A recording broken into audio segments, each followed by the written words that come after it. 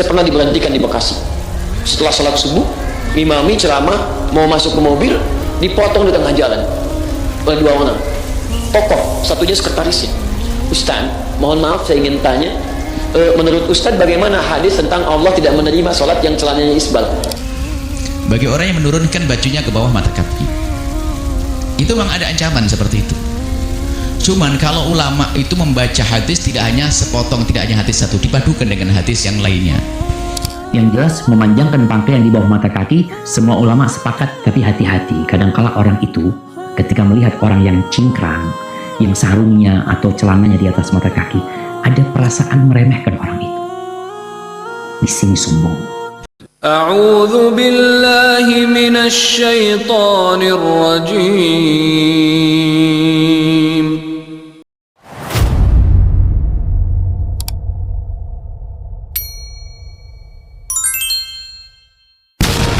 Hukumnya bagaimana jika seorang laki-laki memakai baju yang sampai ke bawah mata kaki? Ada riwayat wailun celaka neraka wail, ya, ancaman bagi orang yang menurunkan bajunya ke bawah mata kaki. Itu memang ada ancaman seperti itu. Cuman kalau ulama itu membaca hadis tidak hanya sepotong, tidak hanya hadis satu, dipadukan dengan hadis yang lainnya. Ada kalimat terkutuk dan sebagainya. Nah, di situ ada riwayat juga, ujungnya hadis itu ada kalimat khuyala. Orang yang manjingkan izarahu khuyala, khuyala itu dengan irama kesombongan. Kemudian juga dalam hadis sahih, riwayat sahih, Sayyidina Abu Bakar Siddiq itu berkata, waktu Nabi mengatakan ancaman neraka bagi orang yang bajunya sampai di mata kaki, baju itu sarung deh, atau celana gitu loh, bukan bajunya ini, bukan celananya sampai mata kaki. Lalu Sayyidina Abu Bakar itu punya baju itu sampai di bawah mata kaki. Lalu Nabi mengatakan, ya Rasulullah,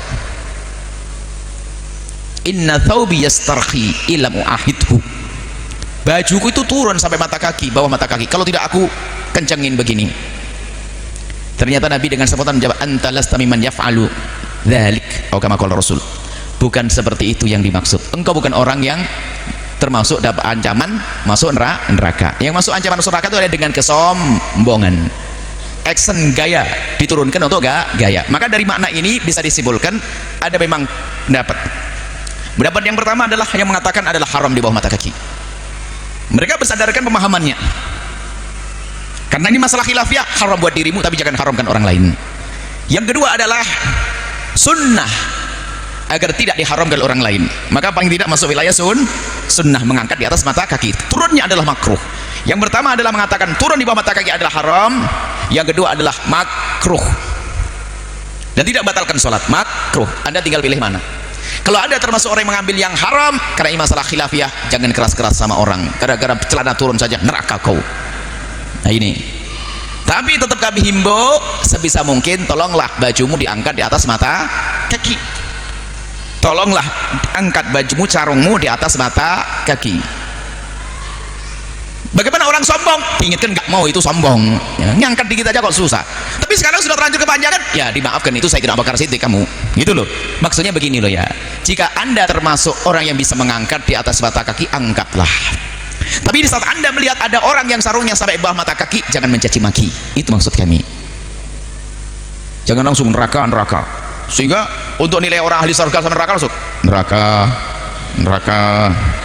Apa itu semuanya? Baik, hukumnya adalah yang pertama mengatakan haram di bawah mata kaki, yang kedua adalah makruh ya, makruh kalau tanpa ada hajat. Tapi kalau ada hajat tidak makruh. Hajatnya apa? Kepanjangan bajunya belum sempat atau susah. Baik, seperti itu. Ahibati fillah, memanjangkan pakaian di bawah mata kaki, tidak bicara celana. Tentang haramnya memanjangkan pakaian di bawah mata kaki dengan kesombongan, dan dimakruhkan kalau tanpa sombong. Ini salah satu pendapat para ulama. Yang jelas memanjangkan pakaian di bawah mata kaki, semua ulama sepakat itu nggak boleh. Hanya saja mereka melihat larangannya itu apakah sampai tingkat haram atau makruh. Yang mengatakan haram kalau karena sombong, haram. Rasulullah SAW hadis-hadis banyak sekali. Ini bukan perbuatan ya, ucapan Nabi SAW. Nabi mengatakan, man jarra thawbahu khuyala, barang siapa yang memanjangkan pakaiannya karena sombong, Allah tidak akan lihat kepada dia pada hari kiamat. Itu hadis diriwayatkan oleh Imam Bukhari. Ketika Nabi mengatakan itu, Abu Bakar ngomong, "Ya Rasulullah, sarungku ini melorot." Karena Abu Bakar urus dia. Melorot sarung Abu Bakar. Kadang-kala jalan itu akhirnya turun di bawah mata kaki. Kata Nabi SAW, engkau termasuk yang melakukan itu bukan karena sombong, karena memang melorot, bukan sengaja memanjangkan. Karena melorot. Di sini yang mengatakan yang karena sombong itu adalah hukumannya Allah tidak akan melihat dia. Tapi kalau nggak sombong, Imam Nawawi berpendapat makruh kalau nggak sombong. Tapi pendapat ulama lain mengatakan kalau sombong Allah nggak akan melihat. Tapi kalau dia nggak sombong tetap terlarang karena ada hadis yang mengatakan ma tahtal ka'bain fa finnar. Pakaian yang di bawah mata kaki di neraka tempatnya. Ucapan Imam Nawawi. Ucapan Imam Nawawi itu hadis Nabi SAW. Maka mungkin tadi bisa dilihat kalau bicara sunnah itu kayak apa sih, sehingga kita bisa paham mana perintah, mana sunnah perbuatan Nabi SAW yang harus kita contoh, yang wajib dicontoh. Nabi sholat, ya kita wajib nyontoh Nabi bagaimana sholat. Mana yang sekedar kebiasaan Nabi SAW sebagai manusia. Karena beliau manusia, beliau makan, beliau minum, ya, beliau suka makan ini, minum ini. Selama di situ tidak ada perintah dari Nabi SAW, ya, maka tidak dikatakan sunnah. Maka para ulama mengatakan makan daging kambing itu nggak sunnah. Dalam artian bukan kita dianjurkan makan daging kambing, enggak. Nabi makan daging kambing karena Nabi suka sama daging kambing. Seperti itu. Jadi berkaitan dengan memanjangkan di bawah mata kaki ini, kalau dengan sombong itu sepakat semua ulama haram. Kalau tidak dengan sombong, di sini ada khilaf di antara para ulama. Ada yang mengatakan tetap terlarang dosa, tapi satu mengatakan ada yang terlarang tapi hanya makruh saja. Tapi hati-hati, kadangkala orang itu ketika melihat orang yang cingkrang, yang sarungnya atau celananya di atas mata kaki, ada perasaan meremehkan orang itu. Di sini sombong, merasa engkau lebih baik dari dia, merasa orang ini ya nggak benar atau apa. Maka semua perasaan itu tidak ada di diri kita. Hadza wallahu a'lam bishawab. Apakah boleh menggulung celana saat sholat supaya tidak isbal? Boleh. Tapi akan lebih baik kalau Anda bikin saja langsung daripada banyak digulung gitu kan. Itu aja persoalannya. Tapi isbal ini Anda harus teliti lagi. Jadi hadis-hadis tentang isbal ini itu ikhtilaf di kalangan ulama. Tapi sebanyak-banyak hadis yang tersimpulkan dalam tiga hal. Nanti kita bahas dalam fikih ikhtilaf. Ya, yang di KBP itu, ya. 3 hal. 1, hadisnya menunjuk kepada ketawaduan, rendah hati. Ya, karena di Arab itu dulu sampai sekarang, kalau ada orang yang menunjukkan kesombongan karena meningkat strata hidupnya, ya, baik dari hartanya ataupun kedudukannya, maka di antara cirinya kalau laki-laki dia gunakan pakaian yang cukup longgar ke bawah, musbil, melebihi batas mata kakinya. Ya, silakan Anda cek tuh, raja-raja apa-apa macam-macam, umumnya pakaiannya kan begitu. Bukan berarti sombong, bukan. Ada yang menunjukkan bahwa status sosialnya tinggi. Beda. Kalau perempuannya dia gunakan perhiasan yang berlebihan. Gelangnya dia pakai di tangan, di kaki, kalau jalan kicik gitu kan. Nah, itu terdengar bahwa dia sedang meningkat status sosialnya. Tiba-tiba Nabi sedang kumpul, lewat orang, pamer, ingin menunjukkan diri bahwa saya sedang naik di status sosialnya. Kata Nabi keluar kalimat, orang yang pakaiannya melebihi batas mata kakinya tempatnya di neraka. Di neraka tempatnya. Abu Bakar itu terkejut karena pakaian beliau itu di bawah mata kaki. Fisiknya itu kurus, Pak. Ya, seperti saya lah gambaran begini, sering melorot gitu kan. Sering di bawah begitu. Nabi sebelumnya nggak pernah bicara begitu. Gara-gara kasus orang ini lewat, Nabi keluar kalimat begitu. Abu Bakar klarifikasi, ya Rasulullah, bagaimana saya ini? Saya sering melorot pergi di bawah mata kaki, bagaimana? Kata Nabi, kamu tidak. Di sampingnya ada Ibnu Umar, masih kecil, belum paham kalimat ini. Apakah ini bahasa kiasan, majasi, atau bahasa langsung hakikatnya? Kata Nabi, ya Ibnu Umar, hei Ibnu Umar, jangan sombong seperti orang memanjangkan pakaian di bawah mata kaki, seperti orang tadi lewat dengan sombongnya. Orang yang sombong seperti itu khaila, karena sombong, famaq'aduhu finnar, bimana, maka tempatnya di neraka. Maka ditafsirkan oleh kalangan ulama yang pertama, yang dimaksudkan isbal di sini adalah hadis untuk menjaga diri supaya tetap tampil tawadhu. Jadi kalau antum misalnya celananya tidak isbal, sombong juga, neraka juga tempatnya. Sama saja. Kadang-kadang kan yang repot, celananya nggak isbal, mulutnya isbal. Begitu lewat, lihat tuh, gulung, kayak nggak ada gunting aja di rumahnya. Tuh antum tuh, neraka juga tuh. Hati-hati. Ya. Yang kedua, isbal itu menunjuk juga pada kehati-hatian dalam ibadah. Hati-hatian. Dulu pernah terjadi seorang sahabat sholat, kata Nabi, innallaha la yaqbalu sholata musbilin. Allah nggak terima sholat orang yang celananya kepanjangan. Faliyatawadda, maka wudu lagi, dia wudu lagi, balik lagi, sampaikan lagi sampai 3 kali. Setelah 3 kali dia sholat, Nabi tidak menegur lagi. Perhatikan, ini sering hadis ini digunakan oleh sebagian orang untuk menunjuk dalil, tuh kan sholatnya aja nggak diterima. Tapi orang ini tidak mendalami mana hadisnya, salah kesimpulannya, salah. Saya pernah diberhentikan di Bekasi. Setelah sholat subuh, imami ceramah, mau masuk ke mobil, dipotong di tengah jalan oleh 2 orang. Tokoh, satunya sekretarisnya. Ustaz, mohon maaf saya ingin tanya, menurut Ustaz bagaimana hadis tentang Allah tidak menerima sholat yang celananya isbal? Masya Allah, maksudnya Ustaz celana kepanjangan, sholat kita nggak diterima tuh, gitu kan? Dengan bahasa yang lain. Oh akhil karim, hadisnya di sini kan? Oh iya di hadis Sholihin Ustaz. Taib, saya punya beberapa pertanyaan saya bilang sebelum kita simpulkan. Satu, bukankah Nabi di hadis itu menyuruh untuk wudhu lagi orang itu? Iya Ustaz. Baca hadisnya? Iya Ustaz. Pertanyaan saya, kalau yang salah celananya kenapa disuruh wudhu? Harusnya ganti celana. Kalau yang salah celananya harusnya ganti pakaian, bukan disuruh wudhu. Diam.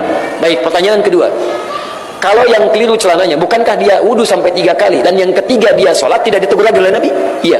Bukankah mengenakan pakaian yang sama? Iya. Pertanyaan saya, kalau yang salah pakaiannya, kenapa saat yang ketiga Nabi tidak menegur lagi? Mendiamkan, membenarkan sholat dengan pakaian yang sama. Diam. Saya bilang, akhi, disinilah pentingnya belajar hadis dengan mendalami ilmu hadis. Lihat asbabul wurudnya. Ternyata ketika dicek di asbabul wurud, dia wudhu, dia lihat belum sadar. Pada yang ketiga, dia sadar. Dia lihat ternyata ketika pakaiannya kepanjangan, saat mengusap, membasuh bagian kakinya, ada yang tidak terbasuh dengan sempurna, ketutup oleh bagian pakaian tadi. Dia menduga ini mungkin yang dimaksudkan oleh Nabi. Begitu dia basuh, dia sholat, Nabi tidak menegur lagi. Maka yang kedua ini disimpulkan oleh para ulama, hadis isbal ini adalah kehati-hatian dalam ibadah. Maka antum, tolong gunakan pakaian dengan hati-hati supaya tidak mengganggu dalam proses ibadah. Mungkin saat wudhu terbasuh dengan sempurna, tapi saat jalan najis menempel tanpa antum tidak sadari, terbawa tergusur dan sebagainya. Makanya coba bikin yang kira-kira ketika anda digunakan, baik digunakan tapi juga bisa dijadikan sebagai langkah preventif supaya kotoran-kotoran tidak menempel. Bikin. Saya selalu bikin pakaian tuh, celana misal kalau saya di atas mata kaki sedikit tuh. Tapi ya begini sifatnya fisiknya. Kadang-kadang yang melorot lagi, kadang melorot lagi. Ya, tapi kadang-kadang ada orang kreatif. Begitu ngelihat, masya Allah digambar video, ceklik foto, tampilkan. Nih Ustadz nih, masya Allah. Kadang isbal, kadang tidak muazanah. Masya Allah. Nah, itu kadang-kadang kasihan gitu, kasihan. Hidupnya masih sempat menurut saya itu sempat ya.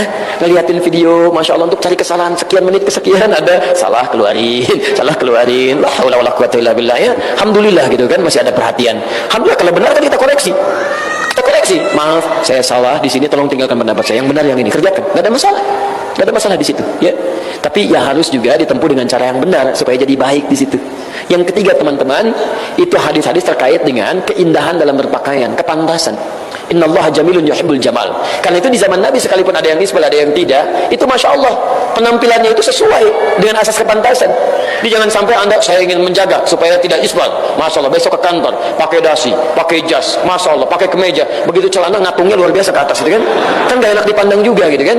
Dicari yang sebaik-baiknya, sesuainya, terapkan dalam kehidupan yang tiga ini. Karena itu ada yang ingin ketat.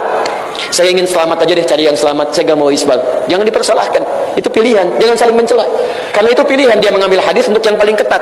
Dia tafsirkan itu. Tapi juga jangan mencela orang yang barangkali ya menurut dia pantasnya dia tidak isbal. Dia isbal misalnya. Jangan dicela juga. Dan dia masya Allah ketika mau sholat dia bersihkan, dia gulung supaya nyaman. Tinggal usah saling mencela.